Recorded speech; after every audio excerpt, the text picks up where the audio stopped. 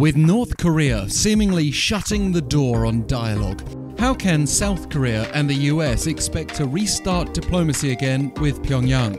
North Korean Foreign Minister Ro-Son-gwon is the latest senior official in Pyongyang to pour cold water on hopes for peace, saying the North isn't considering even the possibility of any contact with the US. And that was after leader Kim Jong-un's sister Kim Yo-jong warned Washington has wrong expectations for dialogue with Pyongyang.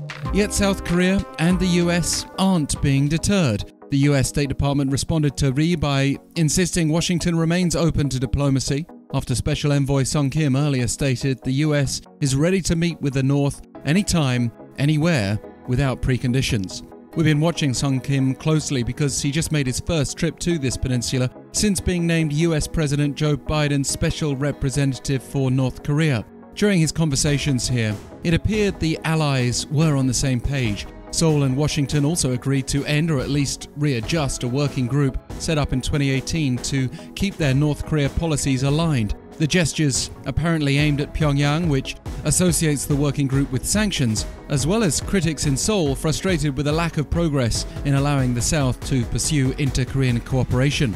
But time is running out for South Korea's president, who has less than a year left in office. Time magazine has Moon on the front cover of its July edition, alongside the title, Final Offer. This is the man also featured by Time in 2017 as the negotiator, who aimed to be able to deal with Kim Jong-un. And he did then set a course for peace when helping to negotiate an unprecedented flurry of diplomacy between 2018 and 19. Now, with knives being sharpened by political opponents at home, engagement with Pyongyang may be Moon's last hope to go out on a high. Since North Korea's latest refusal to engage with the US, a South Korean Unification-Ministry officials vowed that Seoul will do whatever it takes to resume dialogue between the South and the North and the US, adding that while the North's latest statements aren't positive, it is too early to conclude they represent Pyongyang's official stance.